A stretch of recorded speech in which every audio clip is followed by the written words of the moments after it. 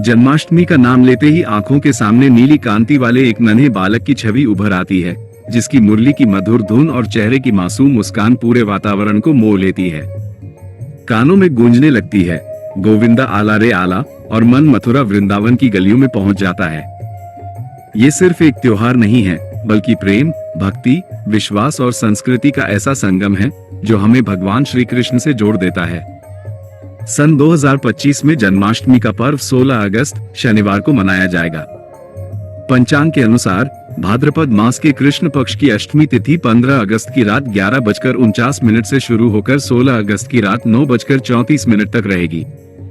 निशिता काल, जिसे श्री कृष्ण के जन्म का पावन क्षण माना जाता है, रात 12:04 से 12:47 तक रहेगा।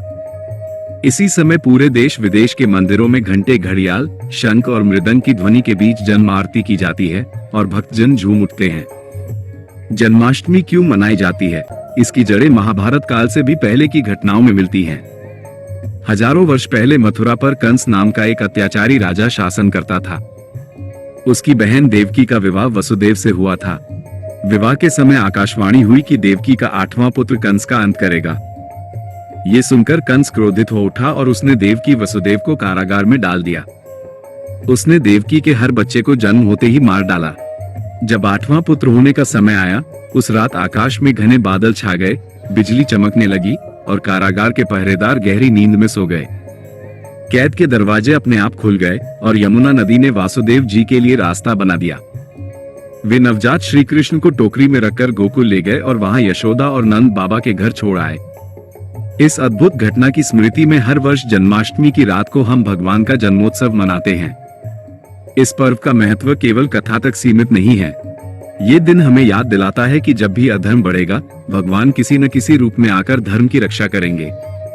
श्री कृष्ण का जीवन बाल्यकाल की लीलाओं से लेकर महाभारत में अर्जुन को दिए गए गीता उपदेश तक हर कदम पर हमें सिखाता है कि जीवन में प्रेम, सत्य और कर्तव्य को सर्वोपरि रखना चाहिए।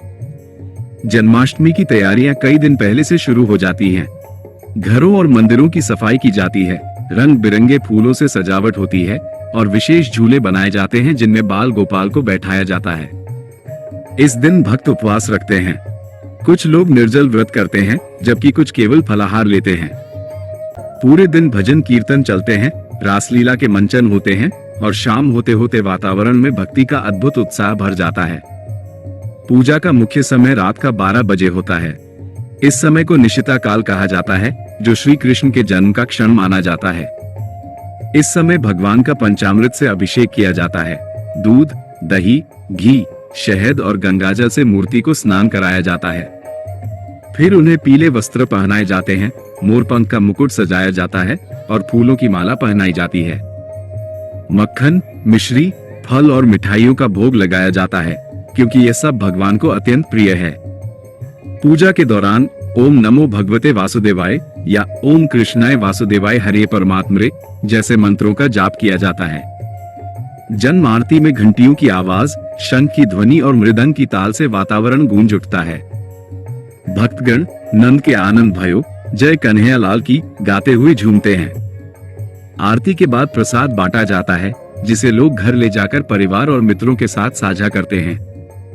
जन्माष्टमी पर कई लोग विशेष उपाय भी करते हैं। तुलसी के पत्तों के साथ भगवान का पूजन करना बहुत शुभ माना जाता है, क्योंकि तुलसी श्री कृष्ण की प्रिय है। रात के 12 बजे माखन और मिश्री का भोग लगाने से घर में सुख, समृद्धि और शांति बनी रहती है। कई भक्त इस दिन राधा कृष्ण के नाम का निरंतर जाप करते हैं और अपनी मनोकामनाएं पूरी होने की प्रार्थना करते हैं। व्यापारी वर्ग अपने व्यापार स्थल पर भगवान का पूजन करता है और छात्र अपने अध्ययन में सफलता के लिए आशीर्वाद मांगते हैं। भारत के अलग अलग हिस्सों में जन्माष्टमी मनाने का तरीका भी अलग अलग होता है। मथुरा और वृंदावन में यह उत्सव सबसे भव्य रूप से होता है। यहाँ मंदिरों में सजावट, झांकियां, रासलीला और भजन कीर्तन का आयोजन होता है। मुंबई और महाराष्ट्र में दही हांडी की परंपरा प्रसिद्ध है, जिसमें युवक मटकी फोड़ने का खेल खेलते हैं, जो श्री कृष्ण के माखन चोरी के प्रसंग की याद दिलाता है। गुजरात में द्वारका धाम में विशेष उत्सव होता है, जहां समुद्र किनारे बने मंदिर में भगवान का भव्य श्रृंगार किया जाता है। जम्मू कश्मीर, ओडिशा, असम, मणिपुर जैसे राज्यों में भी जन्माष्टमी का उत्सव अद्वितीय होता है। कहीं रासलीला का मंचन होता है, कहीं संकीर्तन तो कहीं पतंगबाजी और लोक नृत्य का आयोजन किया जाता है। इस दिन का प्रसाद भी क्षेत्र के अनुसार बदलता है। ब्रज में पंजरी प्रसिद्ध है, तो बंगाल में संदेश और रसगुल्ला, गुजरात में मोहनथाल और दक्षिण भारत में पायसम भोग के रूप में अर्पित किया जाता है। जन्माष्टमी हमें सिर्फ भगवान के जन्म की याद नहीं दिलाती, बल्कि यह एक ऐसा अवसर है जब हम अपने भीतर के कृष्ण को खोजते हैं। वो जो प्रेम में निष्कपट है, जो दोस्ती में सच्चा है, जो सत्य और धर्म के लिए संघर्ष करता है और जो जीवन को आनंद और उत्साह से भर देता है।